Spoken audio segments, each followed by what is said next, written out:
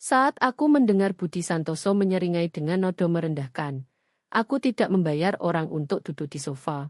Aku langsung tahu ada badai besar yang akan datang.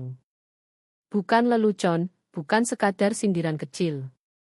Itu racun gas konsultan yang sudah terlatih bertahun-tahun, dibungkus rapi seperti semangat tim. Aku sedang login ke rapat Jumat pagi di Nusantara Logistik. Mikrofon dimute, kamera off seperti biasa, persis seperti saat mereka merekrutku 3 tahun lalu. Tapi nada suaranya sudah berubah total. Dia tidak hanya ingin aku menyalakan kamera. Dia ingin menjadikanku simbol dari segala yang salah menurutnya di perusahaan ini. Terlalu remote, terlalu pendiam, terlalu perempuan, terlalu tak terlihat. Padahal aku justru menyukai keadaan tak terlihat itu. Aku jago sekali dalam hal itu. Selama 3 tahun terakhir, aku membangun kerangka compliance berlapis di seluruh provinsi Indonesia dari sofa ruang tamuku di Bandung, dengan kucingku setengah tidur di atas keyboard laptop. Kodeku tidak pernah gagal. Trigger sistemku anti peluru. Klien kami tidak pernah mengalami pelanggaran SLO, bahkan sekalipun. Ironisnya, aku sendiri yang merancang seluruh jam penalti pelanggaran SLO itu. Setiap rupiah dari sistem dendor 1,5 miliar per jam. Itu semua hasil kerjaku. Mereka bilang aku mission critical. Mereka sungguh-sungguh sampai Budi Santoso datang. Budi baru saja bergabung setelah tugas konsultannya di perusahaan logistik besar lain yang hampir hancur karena terlalu banyak istilah keren dan kurang badkup solid. Kulitnya sawo matang, suaranya keras, dan dia selalu membungkuk di atas meja seperti sedang mempresentasikan seminar bisnis yang tak ada yang minta. Minggu pertama, dia langsung panggil all hands meeting, menuntut semua orang kamera on demi visibility dan budaya perusahaan. Lalu dia menunjuk bahwa aku tidak odo. Padahal aku odo di sono. Dia hanya tidak melihatku. Saat itulah aku tahu dia akan menjadikannya urusan pribadi. Tapi aku tidak khawatir. Aku memegang kunci setiap validator back-end yang terikat dengan trigger asuransi kontrak, flag auditor eksternal, dan atestasi kontinuitas. Aku bukan hanya arsitek. Aku adalah filsafat hidup. Masih ingat saat direksi memintaku menyelesaikan demo trigger untuk kontrak ekspansi besar dengan Mego Ekspedisi, klien logistik terbesar kami?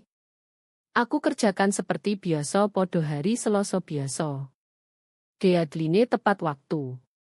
Modul deployed. Bagian terakhir adalah trigger slot email yang tertanam di balik sistem rolling key-off. Tak ada yang bisa memalsukannya. Tak ada yang bisa melewatinya. Sistem ini butuh aku dan hanya aku untuk berfungsi. Itulah kesepakatan. Itulah rencanaku. Budi tidak mengerti sistem. Dia hanya mengerti optics. Setiap kali aku kirim laporan, dia selalu nitpick soal format, bukan hasilnya. Formatnya kelihatan malas, katanya sekali sambil melirik diagram risiko 5 lapis yang sudah lolos setiap audit selama 3 tahun. Terasa tidak nyambung. Aku tidak berkedip. Aku tidak pernah berdebat dengan orang seperti Budi. Aku hanya mencatat bukti. Lalu datang rapat prademo Kamis. Dia menatap ikon profilku seperti aku berutang sewa dan berkata, kita sedang membangun sesuatu yang nyata di sini. Aku butuh orang-orang yang hadir. Tidak otonomo, tapi tatapannya jelas tertuju padaku. Do bergeser di kursinya. Bagian legal diam saja. Tak ada yang bersuara. Aku hanya ketik mengerti di chat lalu log off malam itu aku jalankan satu tes terakhir. Semua berjalan sempurna. Setiap pelanggaran SLO akan memicu alert eskalasi kerugian per menit dengan file save cooldown. Aku triple check kredensialku, backup strip konfigurasi, dan kirim flag audit lembut ke legal. Bukan opo-opo, hanya protokol. Pagi Jumat, pukul 10.42. Rapat sinkron mulai. Kameraku tetap off. Budi sedang mengomel tentang beban mati dan realignment budaya saat selat berbunyi. Hei, kepala up. Profilmu ditandai perubahan kredensial. Permintaan direktur. Dan begitu sojo layar membeku. Adjust denied. Admin revokat. Dia bahkan tidak menunggu rapat selesai. Benturan pertama tidak terdengar seperti genderang perang. Ia terdengar seperti seringai. Budi sedang memberikan monolog biasanya di rapat complian Rabu, mondar-mandir seperti anjing labrador yang dikurung di balik blazer, memuntahkan koto-koto seperti full visibility, budaya ownership, dan tidak ada lagi shadow coder. Dia suka sekali istilah shadow coder itu. Istilahnya untuk orang-orang seperti aku, kerja remote, kamera off, ego rendah, tapi membawa tulang punggung infrastruktur perusahaan seperti sumsum tulang yang tak pernah diucapkan terima kasih. Kita masuk fase baru, katanya sambil tangan menyayat udara dramatis.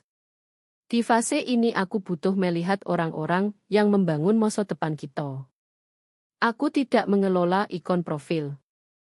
To mengembuskan napas keras.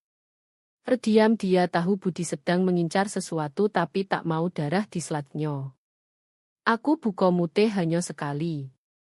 Dengan hormat, kataku tenang. Visibility tidak selalu berarti optik. Anda punya setiap lob, setiap push, setiap tim stamp yang pernah aku buat. Aku tak pernah lewat deadline. Tak pernah lewat flag audit. Sudah 3 tahun aku jaga kontinuitas tanpa eskalasi sekalipun. Mengubah itu akan menyelesaikan opo. Dia terdiam sejenak seperti kaget aku punya pita suara. Bukan soal log soal presence. Tidak, jawabku tetap sopan. Ini soal kontinuitas. Dan suhu ruangan langsung turun. Dia tidak berdebat. Dia tak perlu. Diamnya sudah bicara segalanya. Di pikirannya, saat aku menantangnya meski lembut, aku sudah melukis target di punggungku sendiri. Dan aku tahu itu. Kau tak bertahan lama di operasi kalau tak bisa membaca di antara baris. Budi tak butuh alasan. Dia butuh narasi. Aku baru saja memberinya satu. Hari-hari berikutnya seperti mati perlahan oleh 1000 pijal. Dia berhenti tak aku diteriak, bahkan yang tentang sistem yang aku bangun. Dia pertanyakan hal kecil di dokumentasiku. Nomor konvensi, urutan field, bahkan ukuran font. Dia bilang laporanku terlalu padat, lalu tuduh aku kurang komunikasi saat aku sederhanakan. Aku bukan satu-satunya yang sadar, tapi tak ada yang angkat suara. Begitulah politik kantor. Kau tak pernah dengar pisau datang, hanya suara sepatu mundur. Dia mulai sebut sistem key-off berlapisku sebagai gatekeeping. Model ini memperlambat segalanya, katanya di panggilan kecil 1 lawan 1 dengan suara manis palsu.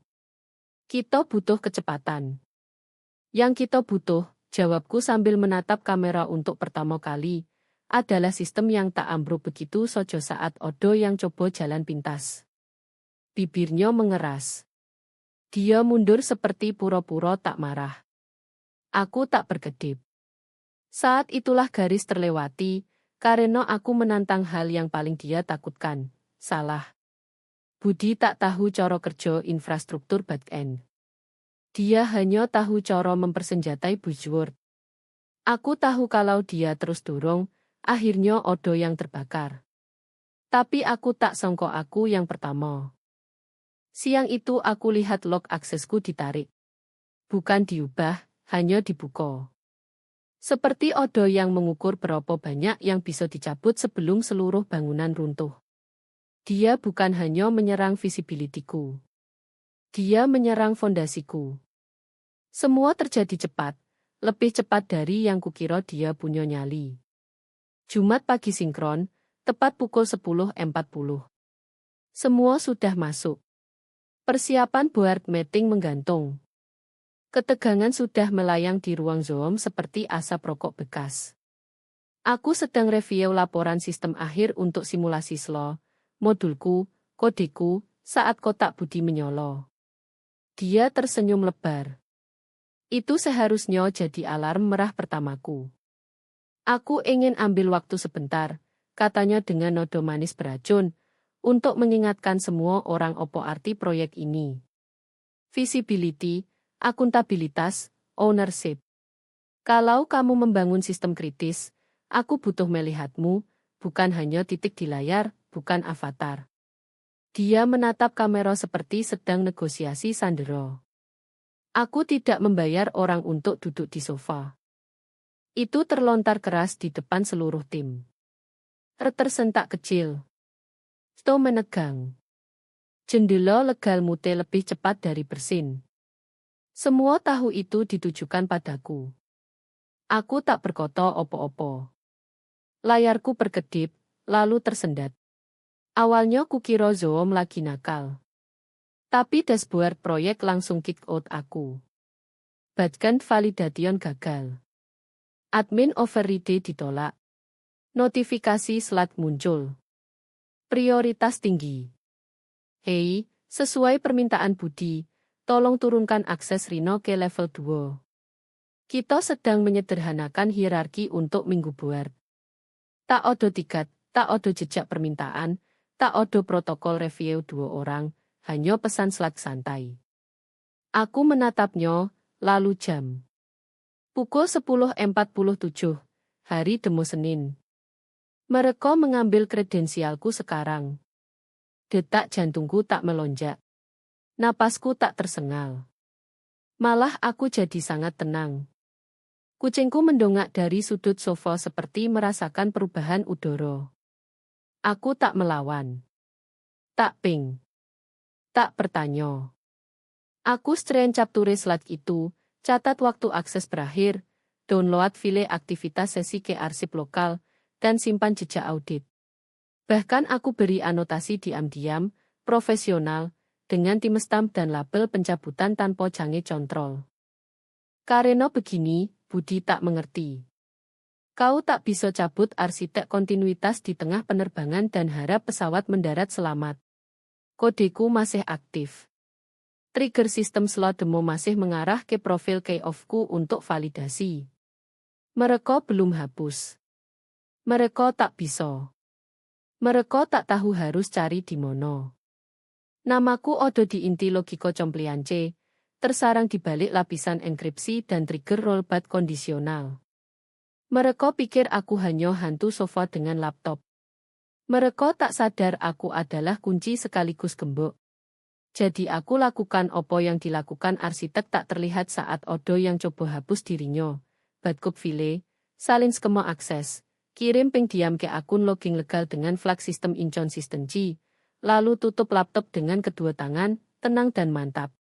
Lalu aku berdiri, masuk dapur, tuang secangkir kopi hitam, dan duduk lagi. Tak Odo air mata, tak Odo amarah, hanya detak tak terhindarkan yang bergema di ruang tamuku. Sore Jumat, aksesku hilang, tapi jangkauanku tak hilang. Mereka bisa cabut kredensial. Mereka tak bisa cabut arsitektur. Apalagi seluruh sistem punya tanda tanganku seperti Dno. Aku tahu apa yang mereka lupakan. Lebih penting, aku tahu mereka tak tahu apa yang mereka lupakan.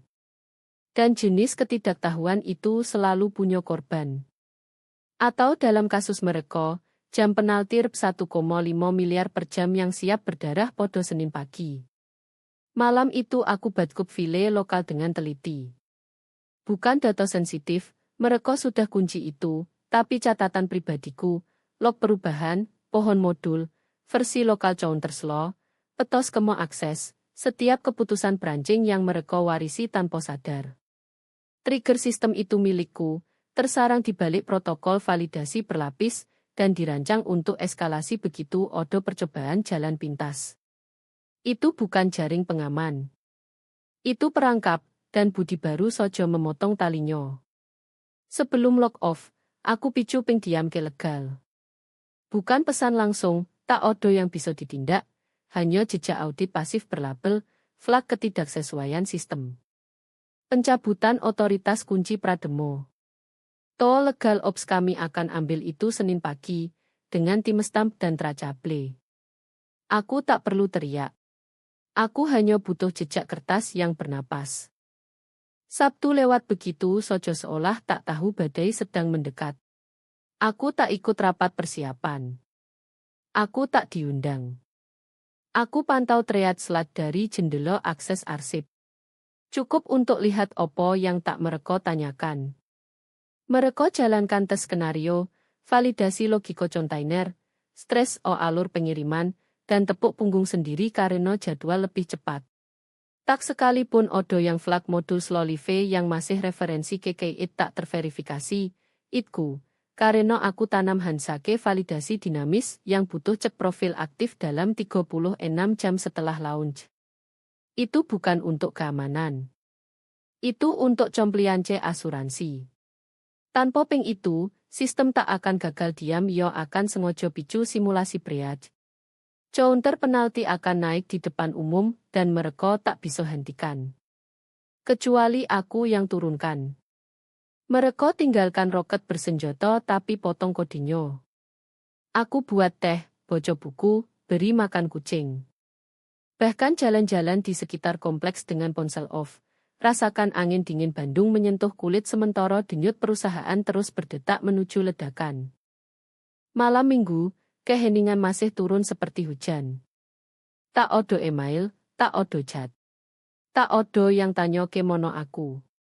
Budi mungkin pikir dia sudah potong masalah dan ganti dengan kepatuhan, tapi dia tak ganti opo-opo. Dia hanya tarik benang yang menyatukan seluruh sistem. Dan Senin pagi, seluruh anyaman itu akan terurai di layar live di depan direksi, investor, dan auditor. Senin datang seperti granat berpito sutro. Aku bangun pagi, teh mengepul, laptop terbuka tapi tak disentuh. Matahari pagi menyusup tirai cukup untuk buat debu terlihat dramatis. Aku tak perlu login. Bagianku sudah ditulis, dikode, dideploy. Aku hanya di sini untuk pertunjukan. Pukul 9.58, aku buka live stream perusahaan. Budi memaksa siarkan demo ke seluruh internal demi transparansi dan semangat. Kau bisa mencium ego lewat pijal. Direksi odo di ruang rapat utama. Meja mahoni mengkilap, gelas air mineral, perwakilan investor dari 3 zona waktu. Wajah mereka kotak-kotak seperti juri reality show. Semua tersenyum, semua siap, kecuali aku, meringkuk di sofa dengan legging, croissant, dan buku catatan terbuka. Aku lihat mereka lewat presentasi. To perkenalkan overview. Kepala pengalaman klien memuji transisi mulus dan ketahanan sekolah. Budi berdiri di ujung meja dengan dasi agak longgar, lengan digulung, memproyeksikan aura aku yang bangun ini dengan tanganku sendiri, seolah dia tak pernah cabut batu kunci dari lengkungan 2 hari lalu. Lalu layar menyolo. Dashboard pengiriman hidup, hijau semua indikator, latency, throughput, integritas node. Mereka toggle tracker Slowlive. Yang besar. Mahkota permoto. Sistemku. On QW. Ya berkedip hidup. Terang, tajam, berdengung seperti mesin yang disetel. Status compliant. Lampu hijau. Budi tersenyum lebar. Lalu mereka jalankan simulasi failover. Langkah rutin. 1. Pengiriman dumi lewat stres, untuk simulasi gangguan. Seharusnya turun, pulih, dan catat event yang tak mereka pahami adalah tanpa ping off aktifku dalam 36 jam terakhir, sistem tak akan anggap itu tes. Ya akan anggap itu breach sungguhan. Begitu latency turun, jam berubah. Pertama kuning. Warning, validasi slow expired. Lalu merah.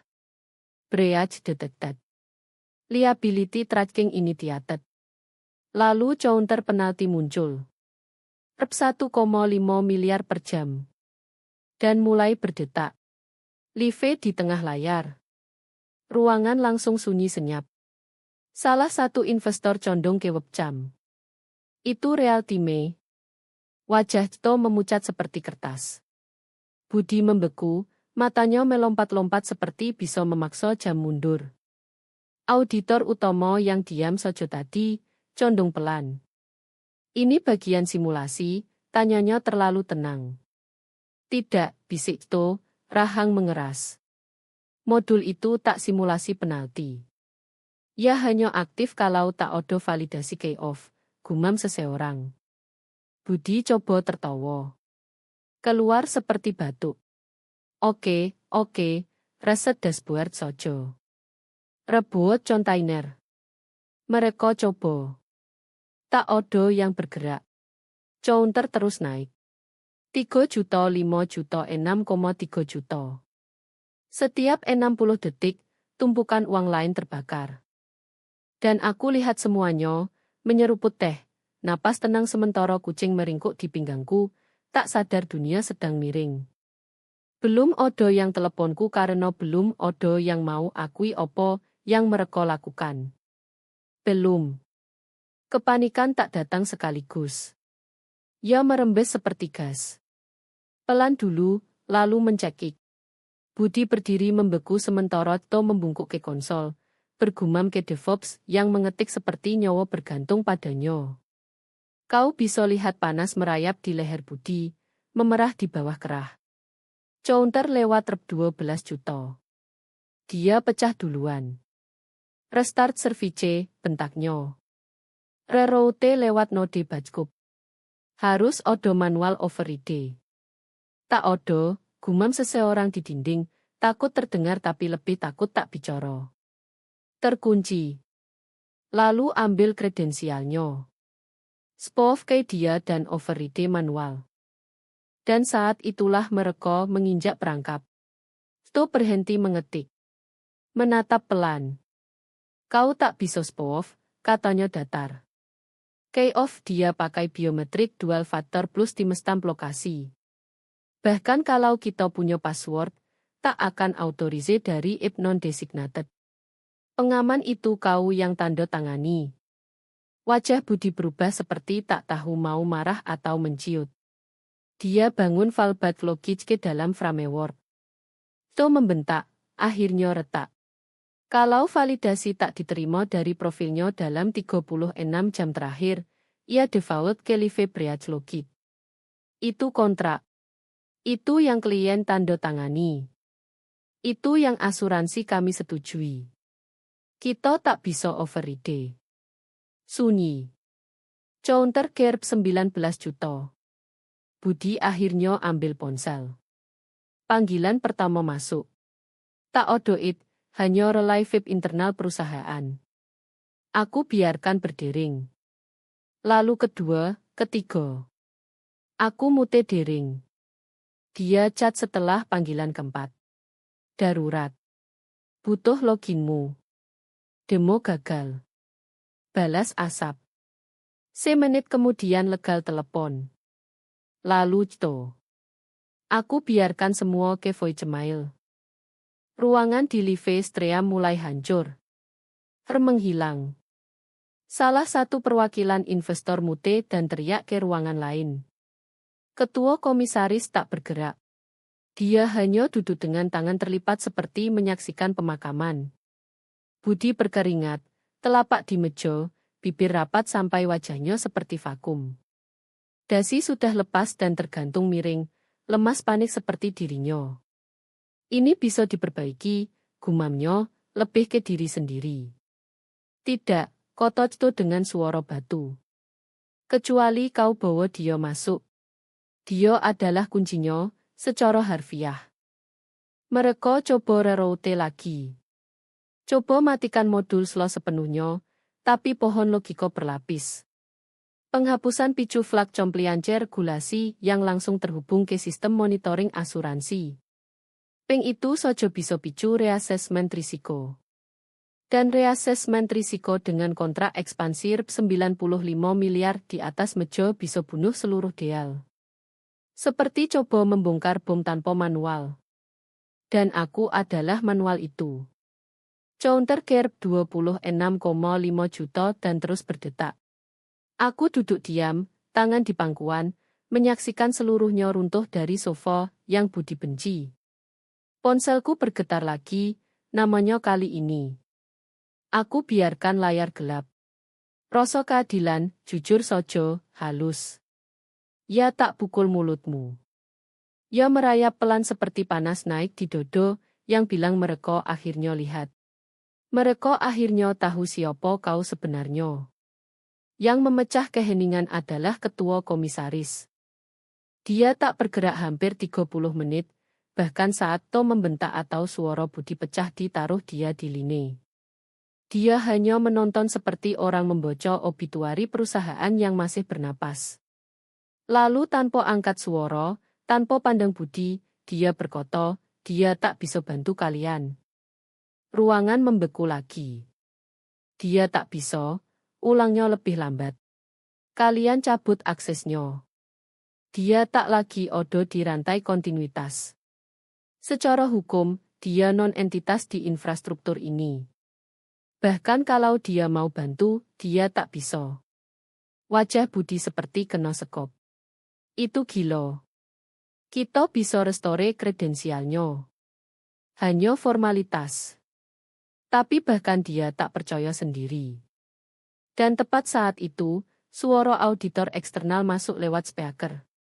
Dial-in sudah terbuka 15 menit, diam saja. Tapi sekarang dia bicara. Maaf mengganggu, katanya nodo klinis tanpa emosi. Kami konfirmasi pelanggaran kontrol akses podo framework compliance. Pencabutan kredensial key person terdaftar dalam 48 jam sebelum demo slow aktif merupakan breach protokol kontinuitas. Semua menegang. Efektif segera, lanjutnya, tanggung jawab gangguan slow beralih ke provider. Proteksi indemnity ditangguhkan pending investigasi. Artinya, kalian tak ditanggung. Tak oleh kami, tak oleh siapapun. Kalian baru saja batalkan asuransi di tengah demo. Counter di layar capai 33,6 juta. Tak ada yang lihat lagi. Legal yang tadi bisik-bisik off camera tiba-tiba muncul dan bersuara. Saya buka addendum kontrak sekarang, katanya sambil jari mengetik cepat. Clause 7.3, sub, protokol key person. Dia scroll, berhenti, higliget. Ini dia. Penyimpangan dari key person bernama tanpa sebab tercatat dalam jendela compliance 72 jam picu lapse indemnity. Tak ada pengecualian. Budi coba bicara. Gagal. Coba lagi. Dia tak bilang dia kritis. Bagaimana aku tahu? To potong. Kau yang tanda tangan. Kau ikut review arsitektur. Kau abaikan walkthrough. Dia submit matriks validasi 3 kali. Kau bilang terlalu padat untuk dibaca. Kukira redundant. Ketua komisaris mengembuskan napas lelah. Tidak, katanya. Yang redundant adalah peranmu di ruangan ini. Keheningan yang menyusul bukan diam, ia menggelegar. Tak ada yang bergerak. Bahkan jam penalti yang kini terasa lebih seperti hitungan mundur. Setiap detak adalah langkah menuju pintu yang dipaku dari belakang. Aku lihat semuanya terurai. Masih di ruang tamuku, masih di sofa. Tehku sudah dingin. Kucingku tidur lagi. Tak ada yang berubah di sisiku, tapi di pihak mereka semuanya terurai seperti benang ditarik dari jas yang dijahit rapi. Dan tak ada yang bisa hentikan karena aku bukan masalah. Aku adalah konsekuensi.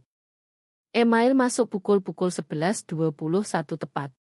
Subjek urgen. Permintaan formal bantuan sistem remote. Tak ada emoji, tak ada nada ramah, hanya 3 paragraf pendek di review legal. Ditandatangani Cito dan distempel liaison administrasi direksi. Bukan permintaan tolong. Itu protokol re-entry resmi dalam bahasa krisis. Mereka minta aku join sistem dari rumah segera. Tapi bahkan saat ini, terutama saat ini, aku tak langsung klik accept. Aku balas 1 baris. Mohon konfirmasi pemulihan akses legal, pengembalian peran asli, dan update title mencerminkan otoritas kontinuitas kritis. Tak odo jawaban 4 menit. Lalu email kedua. Semua syarat disetujui. Akses dipulihkan. Efektif segera, title baruku Direktur Sistem Kontinuitas Remote, dan 1 lampiran terakhir. Pengakuan tertulis dari Budi Santoso sendiri. Saya akui pencabutan akses tanpa proses patut menyebabkan kerugian nyoto, dan saya minta maaf formal atas gangguan. Bahkan tak odo komo salah tempat. Aku bisa rasakan panas peno membakar tangannya saat tanda tangan. Aku klik acep. Pukul 11.28, aku login. Dashboard kenal iku. Biometrik chat hijau. Two faktor lewat channel aman. Sistem key-off terbuka seperti brankas. 3 klik. Itu sojo. 1 konfirmasi identitas, 1 reset status fallback, 1 reassert otoritas kontinuitas aktif. Jam penalti tak hanya berhenti. Ya lenyap seolah tak pernah odo. Lampu peringatan merah redup. Lampu modul recalibrasi. Konsol auditor ping bersih. 1 pesan muncul di screen sare internal untuk seluruh direksi. Status compliant. Ruangan yang tadi penuh suara kacau dan bisik saling tuduh langsung sunyi total. Aku tak nyalakan kamera. Tak melambai. Aku hanya ketik 4 kata di sistem log, kontinuitas dipulihkan. Renew. Lalu log off, tak odo tepuk tangan, tak odo terima kasih besar. Tapi kekuasaan sejati tak pernah butuh panggung. Ya tak teriak. Ya tak minta izin. Ya hanya odo. Dan saat digunakan dengan presisi, ya iris lebih bersih dari pisau monopun. Mereka habiskan 72 jam terakhir bicara siapa yang pantas di ruangan. Mereka lupa siapa yang bangun ruangan itu sejak awal. Pukul 15.45, nama Budi Santoso hilang dari direktori slat perusahaan. Tak odo pengumuman, tak odo pesan perpisahan, tak odo pesto zoom canggung dengan cupcake dan platitude korporat. Hanya update diam di org chart dan baris tersembunyi di memoh sore hari. Efektif segera, Budi Santoso direasik ke operasi lapangan hub logistik Jawa Timur. Artinya, diasingkan dengan rompi keselamatan di dekat forklift tempat tak odo live stream dan tak odo yang dengar. Pukul 18, updateku sendiri live. Rino Wijaya, Direktur Sistem Kontinuitas Remote. Lini pelaporan langsung ke kantor liaison direksi, bukan CTO, bukan legal, bukan ops, langsung direksi. Inboxku terisi tepat 4 pesan. To kirim catatan 1 baris. Pelajaran dipetik. Terima kasih. Legal ikuti dengan ringkasan stope baruku. Yurisdiksi diperluas. Status designasi terlindungi. Indemnity dipulihkan. Rekirim paket promosi formal dan tanya apakah mau jadwalkan onboarding virtual. Aku tolak. Mereka tahu lebih baik tak memaksa. Pesan keempat dari ketua komisaris sendiri. Tak perlu penjelasan lebih. Kau selamatkan lebih dari demo. Kau ingatkan kami siapa yang sebenarnya bangun stabilitas. Ambil waktu yang kau butuh sebelum siklus review berikutnya. Aku tak balas. Tak perlu. Rapat strategi kuartal berikutnya diadakan Kamis, disiarkan ke Lead Departemen dan Liaison Stakeholder di 5 pulau. Aku join tepat waktu, mic mute, kamera off seperti biasa. Namaku berkedip sopan di sudut layar. Tak odo flare, tak odo lencana kehormatan, hanya arsitek yang hadir. Tengah sesi, feed logistik Jawa Timur masuk. Koneksi jelek, kamera buram, lampu berkedip, dan di sono dia, Budi Santoso, jongkok di samping palejat, headset miring, tampak seperti orang yang keluar dari poster motivasi lalu berjamur. Dia coba bicara, tapi audio putus.